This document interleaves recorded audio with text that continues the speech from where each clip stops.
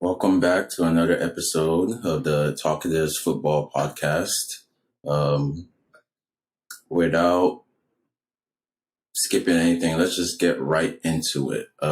This week we got some couple games. We actually had a game today, but wasn't that great of a game. Fulham Wolves. I was definitely back in Fulham and my boy William. Yeah, but amazing goal, and we saw bits of Costa at the end there, but now whatever is left of Costa. Yeah, his those horse ligament transfers didn't last. It's like when they get them, he got that horse placenta. Yeah, I mean, it was just a fresh job for he managed to grow. He managed to come back. So Yeah. Well, you hate to see it, because he could have had a couple more great years at Chelsea, but Conte, a certain Spurs coach, decided to end the beautiful. Let's not. All right, so what you looking forward to this weekend, apart from the obvious? Well, apart from. What's the obvious? What just said the obvious? The North London Derby, or is it just a London Derby? Well, then that's what I'm looking forward to. You said it. What else could I be looking forward to?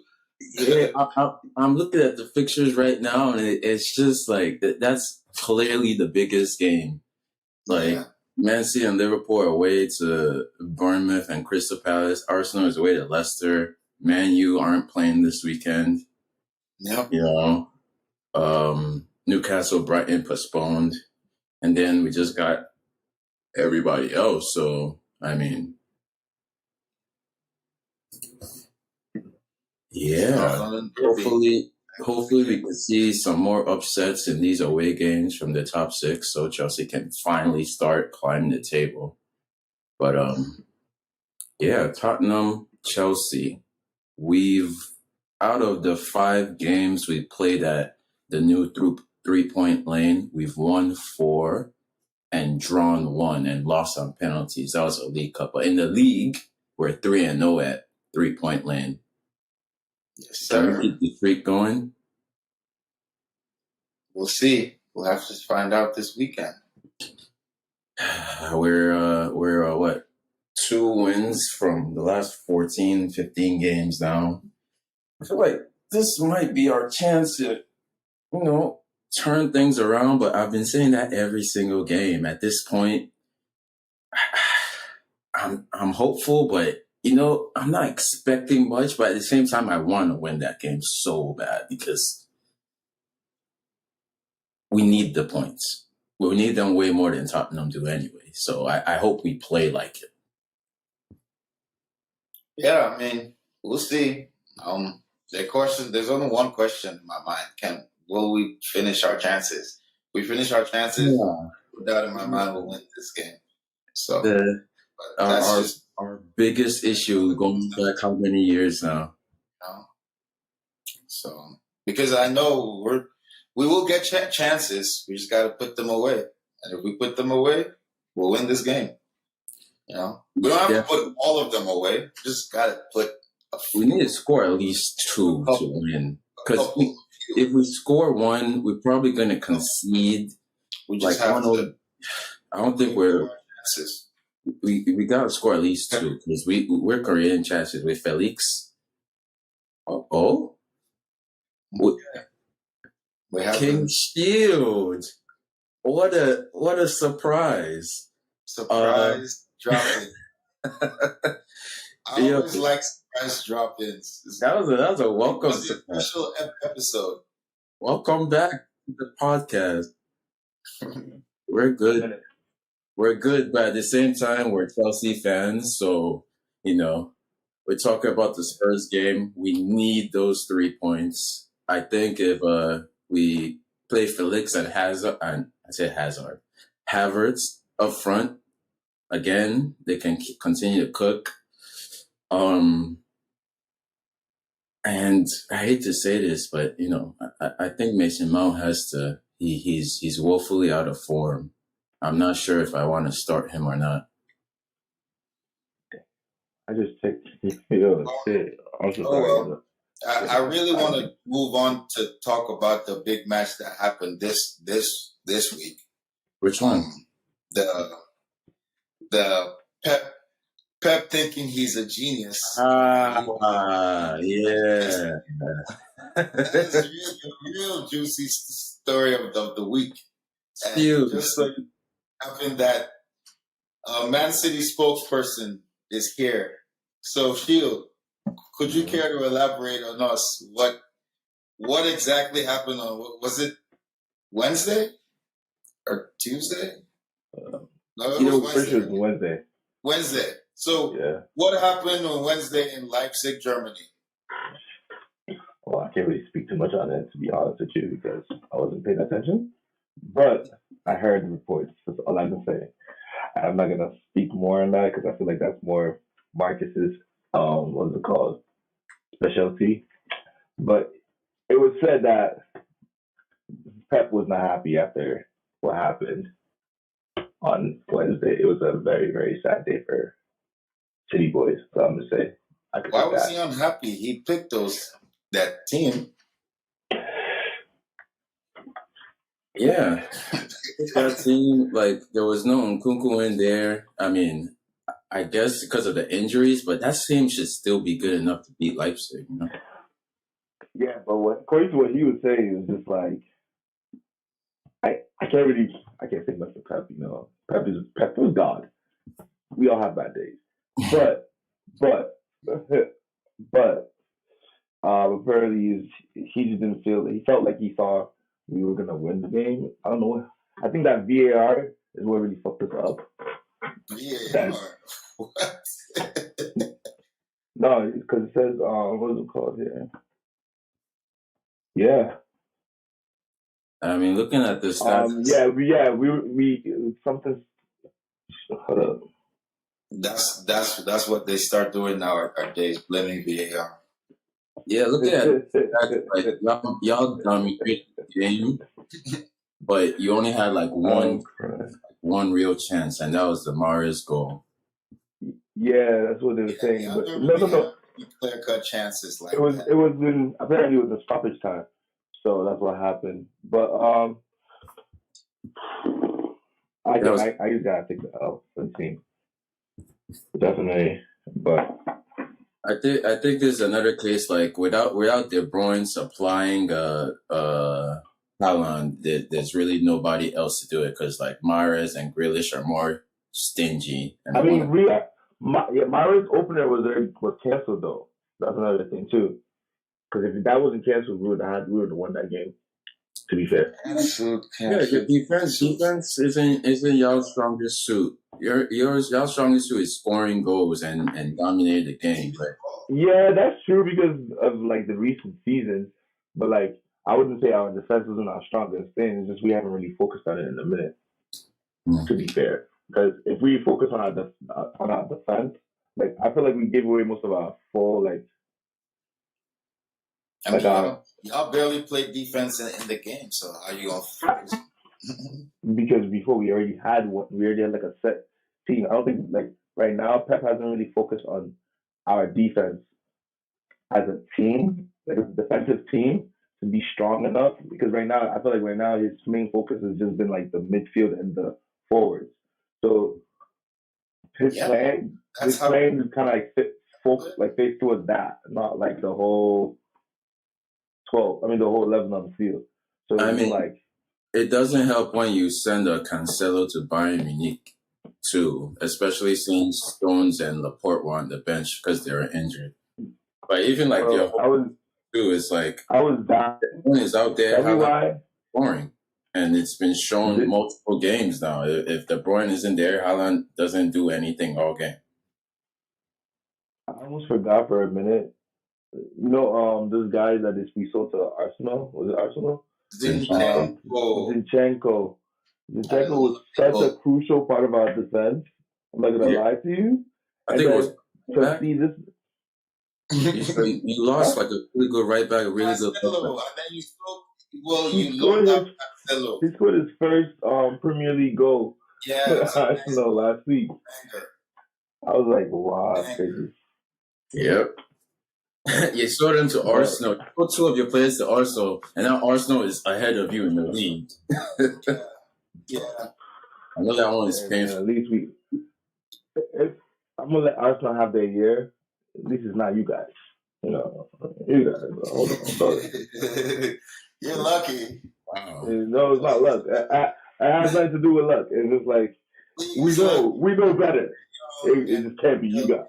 So it's okay. Even in our rebuilding year, we might still win the Champions League. So, but hey, We might. It starts with beating Spurs.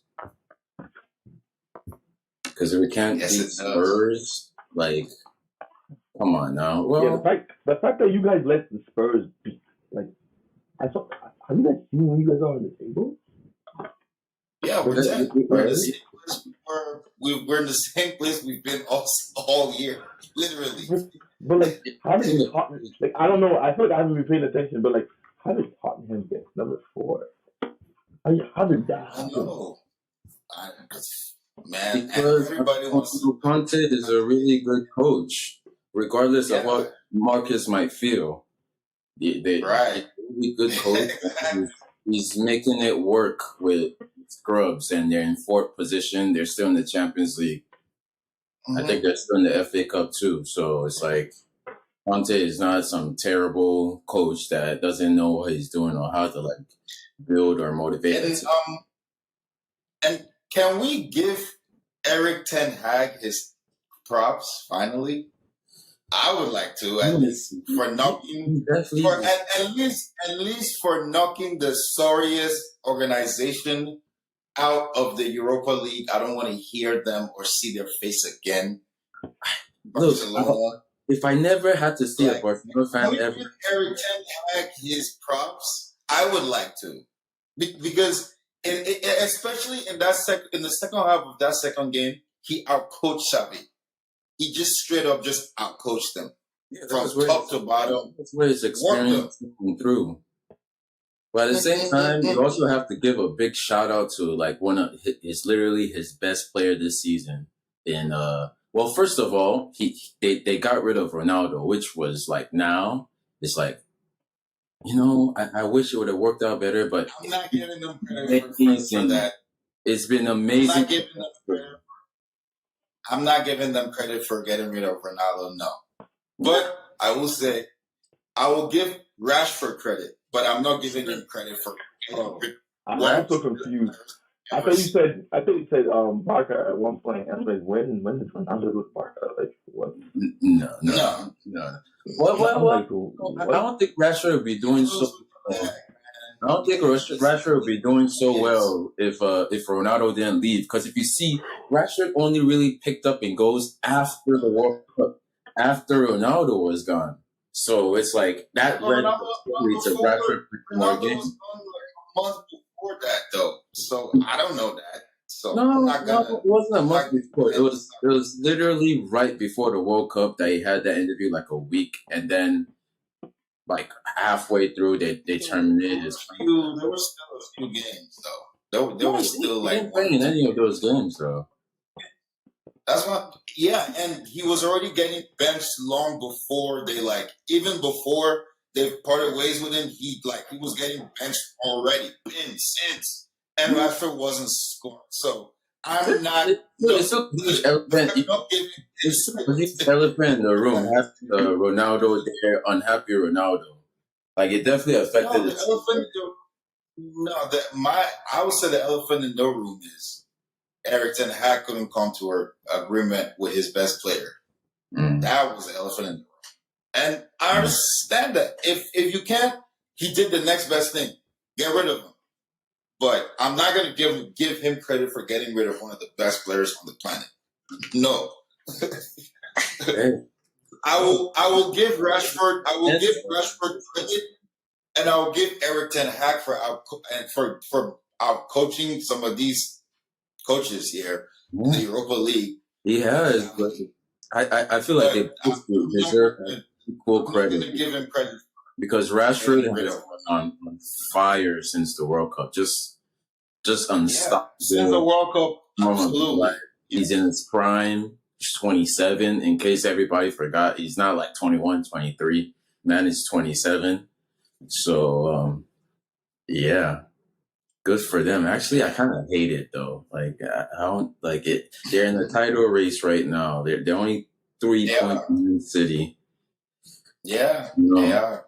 3 points behind City. Was that 5 points behind Arsenal? No, they could win. They actually the quadruple is on for them. With all this trouble, you know what I still believe is going to happen? I still think Man City is only going to win the Premier League. Only them will win the Premier League. but they will crash out of the Champions League, but win the Premier League. Do you think Leipzig could knock them out of the Champions League? I don't know who will. I don't know. I doubt it. Without Nkunku, I doubt it.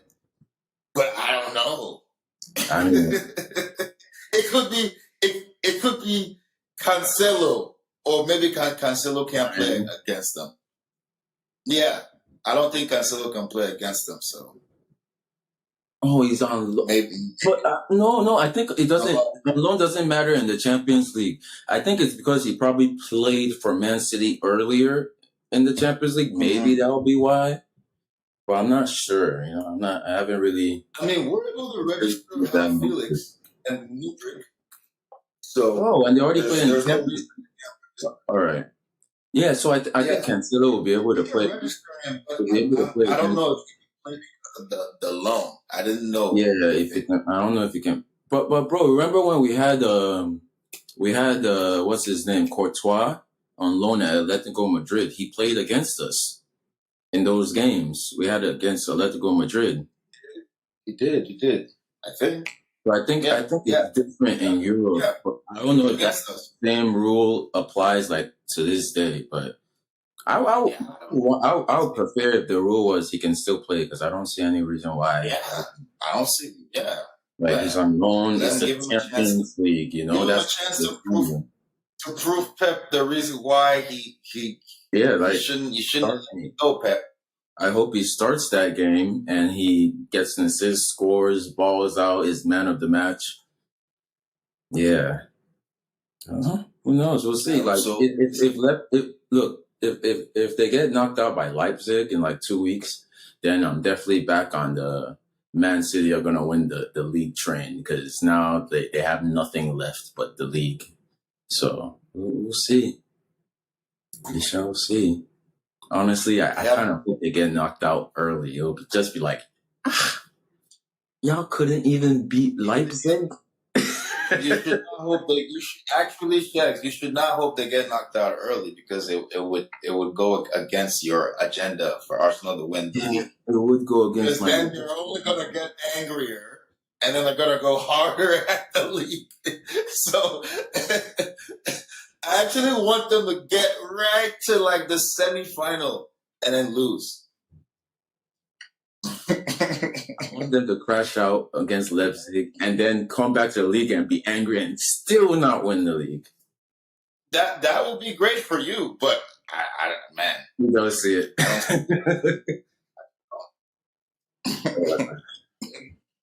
Well, let me see.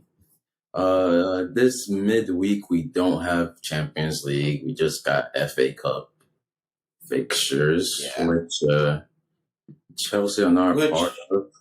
Chelsea are not a part of.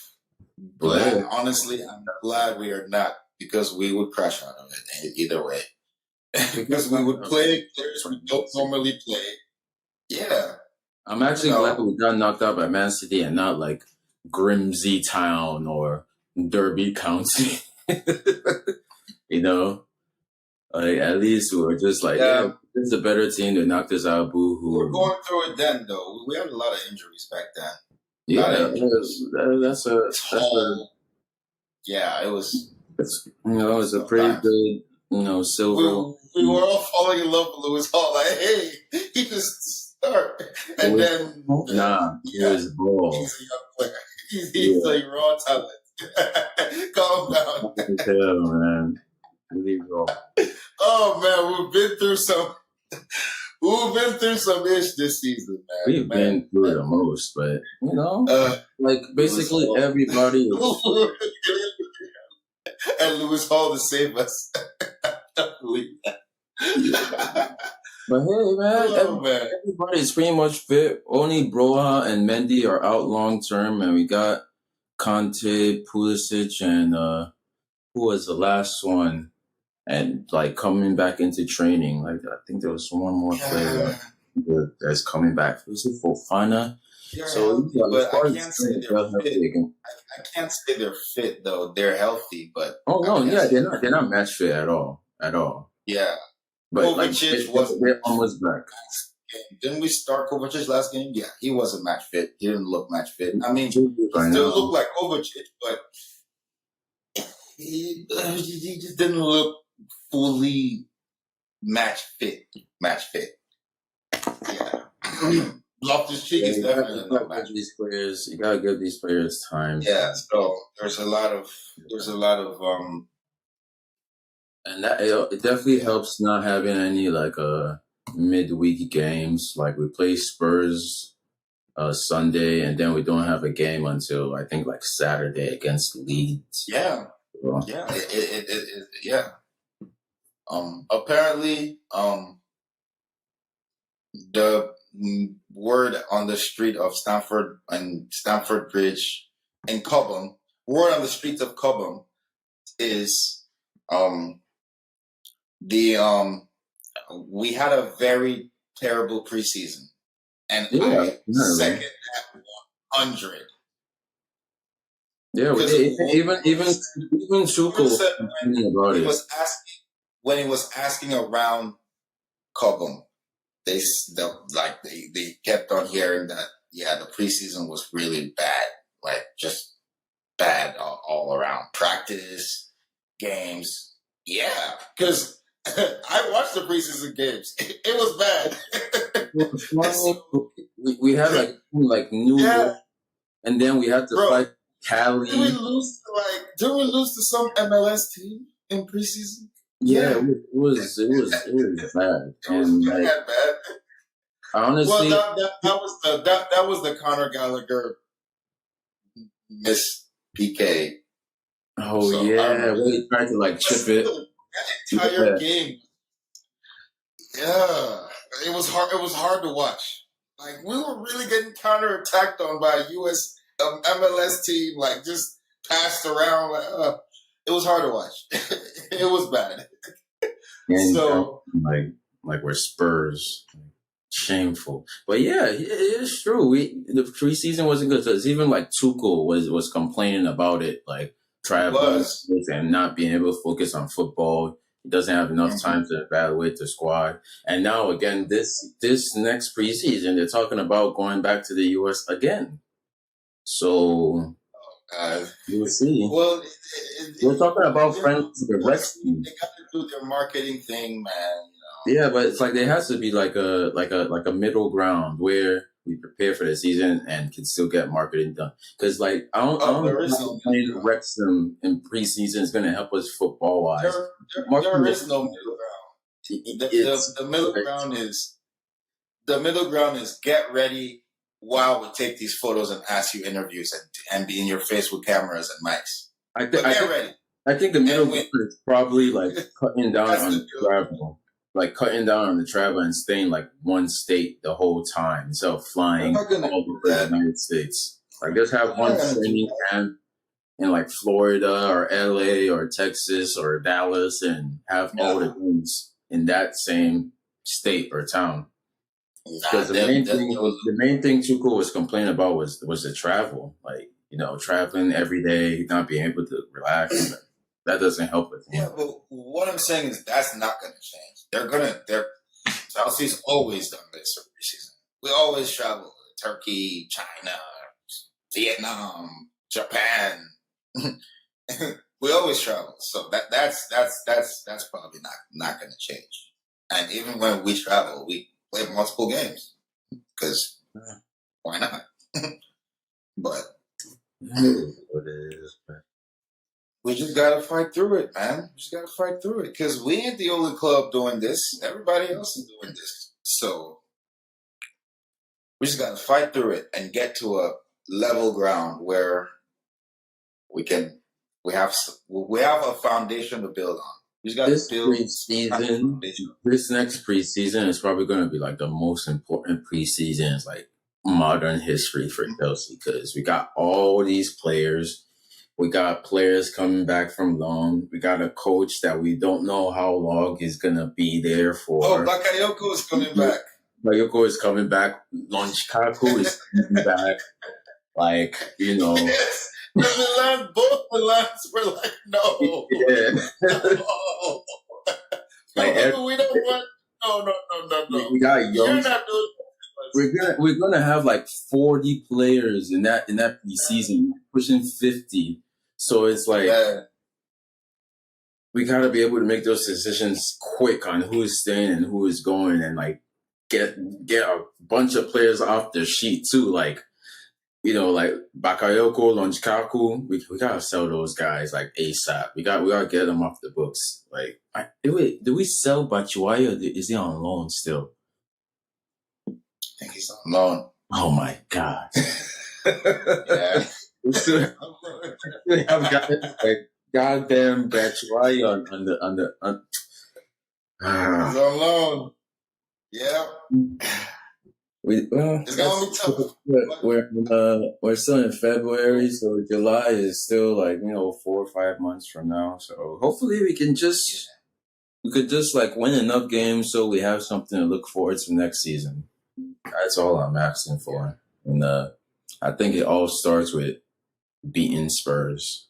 I'll take a 1-0, but I think we need to score at least 2 goals to beat Spurs at home because Spurs is like they're in a way better position than us. They've been playing way better as a team. We have a record, but like we don't have that confidence going in. So no, the verdict is out on Spurs. They like trouble. They like to go down early in the game and then be all down and gloomy, and then get together at halftime. Have Antonio Conte, one of his probably somebody in his bedside in the hospital with a phone, and as he gives one of his aspiring pep talks at halftime, and then they come back and score through 3 goals and win or tie or draw. That's what Spurs does. We just gotta score early and then weather the storm late. Yeah, I was gonna say shut them down, but really weather the storm. We gotta keep a clean sheet and score. Just score. If you're gonna create 5 chances each half, score 1 of them each half. Like that's all, and just ride your luck, defend well, and hope Spurs continue being Spursy and shoot themselves in the foot. So yeah, that's it. Yeah. Well, is there anything else we have to discuss? I think that was it. Honestly, like I know Marcus isn't here to defend himself, but Pep has been making the craziest moves back to back weeks, and you know what I'm nominating him for. I'm gonna keep it on the low key. I'm not gonna just put Pep out there like that. But Man City are, I can see the cracks. Yeah, everything good always comes to the end. Did you see what happened to to Liverpool? The Champions League. Oh man! All good things gotta come to an end. There's always cycles in football. Like they were 2-0 up. They thought everything was sweet. We moved. We're Liverpool. never walk alone. And then Real Madrid was like, bro, we've won this 14 times. Top five. Yeah. You know what, you're playing Uno, and he tells you to pick five. That's what happened. Actually, that Liverpool loss is just exactly what I was saying about their team. I was talking about this with my brother a few weeks ago. It's like they don't they're the system is there, the coach is there, but their midfield players, particular, they don't have the midfielders to implement that system properly. And the midfielders that they have, that they started with that system, they're all old and broken down. Fabinho can't run. Jordan Henderson is old. Thiago stays hurt. Bajcetic, like really, Salah is coming out and saying, "Oh, Bajcetic is like our most consistent player." No, that's a recipe for disaster. So yeah, I mean, yeah, I mean, I can't say I've seen 5-2 coming, but man, wow, that really just shows like I thought it would be a draw. Real Madrid have been shaky this season. So yeah. Yeah, my prediction for that game was a draw, like 2-2. And especially when they went up 2-0, like, okay, Real Madrid, please come back for the sake of my prediction. And then it just got 3-2, 4-2, 5-2. Yeah. Yeah. I mean, Benzema, you know, Karim. I was saying it. Karim had to get in on the show too. You know what I'm saying? Karim was like, man, let's have all the fun. Wait. Let me get a piece, man. Let me get a. Hey, yo, can I get a piece chicken? Can I get some rice, please? Thank you. Wait, did they give Benz his Ballon d'Or last year? Of course. Okay, just double check my memory. Coming fresh off the injury, scoring a nice little. Oh man! All of his goals are just like so incredible, man. He only scores incredible goals. He scores the type of goal you just look at each other in the defense like, oh, aesthetically pleasing goals. It's like you can't be mad at it, you know. Like Van Dijk, the guy slid. The guy tried to block it and slid, but Kareem was like, there were two defenders after the goalkeeper, and they still couldn't stop. But that's what I'm saying about Liverpool. And then the best thing was finish. The best thing about Kareem is the finish, because you will see most players do the start move all the way to the finishing move, and then they won't finish. The best thing about that goal was the finish. He just placed it in the corner with his left. Just in the ball just slowly. They all just walked like there were 3 defenders on the goal line, and they all just watched it go. They couldn't do anything, right? Kareem is amazing, bro. He's something else, man. Fresh off an injury. Oh man. Oh my God, man. Real Madrid's pedigree in the Champions League, but I've been saying like for months now that I think Jurgen Klopp is just way too stubborn of a coach to realize that he can't admit that everything that can go wrong is going wrong. Like I would say, rip up the entire formation, play a 3-4-3. Alexander Arnold is not that guy anymore at right back. He's always he's been getting exposed all year. Why don't you just play him in the role where he has less defensive responsibilities and put 3 defenders behind him and the mid plus the midfield? Why can't they? No, I hear you, but it's kind of hard to do that when you've had so much success playing your style of football. You know, how are you gonna tell him, hey, come in? He's had success. Listening to me, but like they keep doing like a little 3 with Trent. Like Van Dijk has been terrible this year. You know, you saw what Jamie Carragher said. He'd probably bench Van Dijk at this point. You know, so Jamie Carragher always think that he said that last season. Probably said it last season. I don't know. But yeah, man, you can't trust Jimmy Carragher when he said talks. You can trust Jimmy Carragher when he talks about other teams but Liverpool. Yeah. The same with Neville when he talks about other teams but Man U. Yeah, true. The same with what's his name, Frank LeBeouf, when he talks about other teams but Chelsea, because he's oddly harsh with Chelsea. Like, yeah, like I don't like that. He's more harsh with Chelsea than the other players are of their team. Why can't you be more like Micah? I mean, I guess Micah doesn't really have anything to be harsh about. He's enjoying life right now. He's Yeah. good. But yeah, Liverpool. I guess Klopp is just gonna keep like doing the same thing over and over. Hopefully that helps us pass them in the table because we gotta qualify for some type of Europe. Yeah, so. Let me say this though,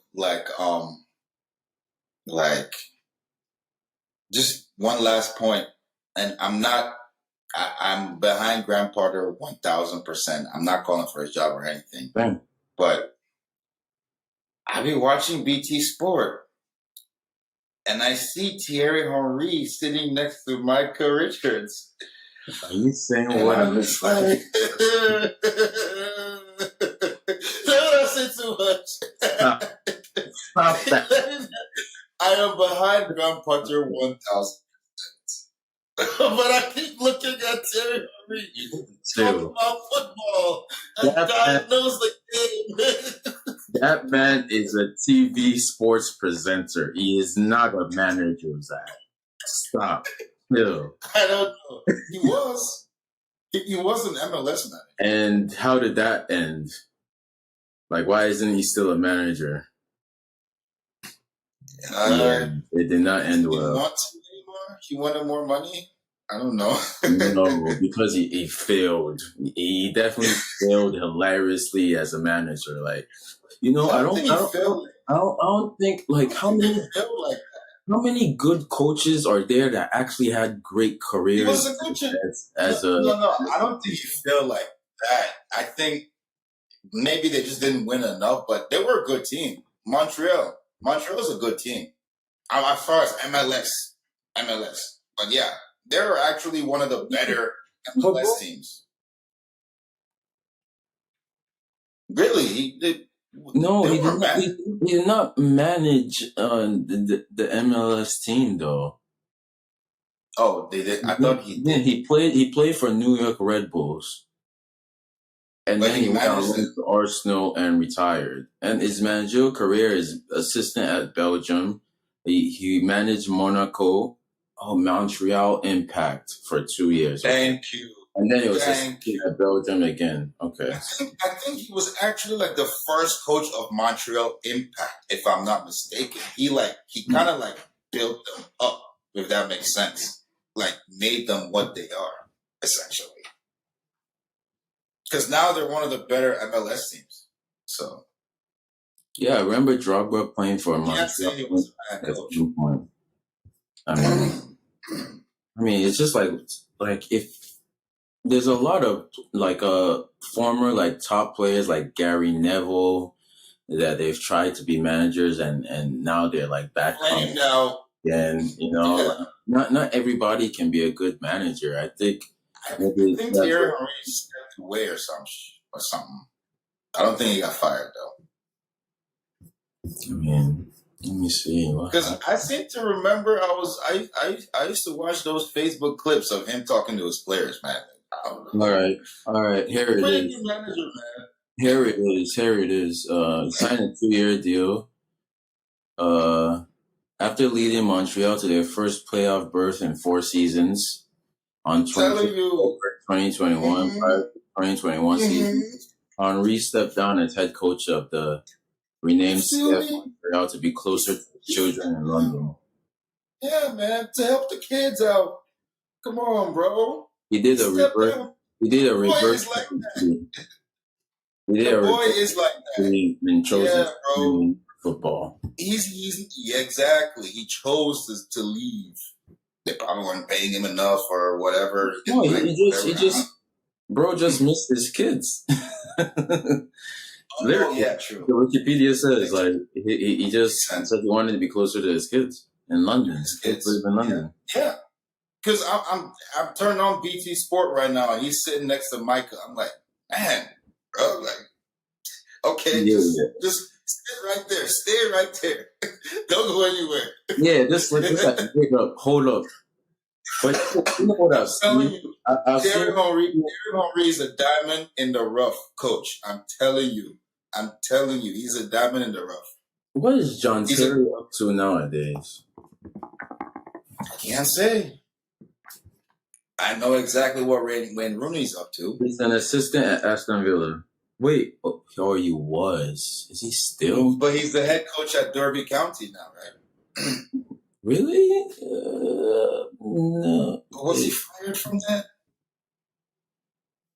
Yeah, let's see. I think he's the head coach now. No, I don't. He was appointed assistant at head coach with Smith. He left Aston Villa after 3 years. In December 2021, he returned to Chelsea in a coaching consultancy role, and then nothing. Oh, John Terry.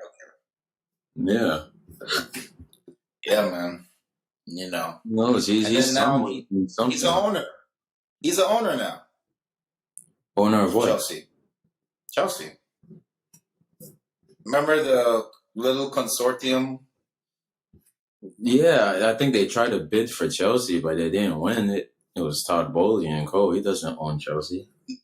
No, but I think like they're like part, like a little tiny like part. Like the Chelsea pitch owners, like who own the actual Stamford. Like they actually own a little piece. Yeah, they like bought into it like a little piece, like 5%. But yeah, they're owners. Yeah, I hope since Lampard has already failed me and us, hopefully can grow up to be that manager. He can be the next Jose Mourinho. Why don't you listen to me on these things, bro? Didn't I tell you what happened with Everton? I told you that it wouldn't go well. You were all excited. Oh my God, they made it. And then I was like, bro. They made it. Really? They made it. What's the difference with Lampard and without Lampard, though? There's not like anything has changed. They just got relegated. Yeah. Yeah. But now they have to fight for out of relegation again. So what is the difference? It is what it is, man. It is. Like, I guess Lampard just it's just like the other his mates. His mates like Gary Neville and all these other guys that tried to be coaches and failed miserably. Did Gary Neville really try? I didn't even remember. No, he coached Sevilla for 8 games and didn't win a single one. Oh, yeah. He was. Yes, I remember. Valencia. It was Valencia. He did coach some team and flamed out really badly. Let me see. Wow. Well, it started with a sequence of 9 winless league matches. Then he was sent off for protesting a goal in the Europa League. I remember that. Eliminated on the tournament away goals, and then he was sacked by the club. Valencia was 14th when they were sacked, 6 points clear of the relegation zone, and they've only won 3 of their 16 games under Neville, league games. Also failing to keep a single clean sheet. Yeah. And he never know what it was. Team ever again. You know what it was? Well, I think it was his accent. I'm so serious. Like, how am I supposed to understand you? I mean, come on, think about it. You're on the pitch and he's yelling at you. How am I going to understand what you're saying? But also Valencia, why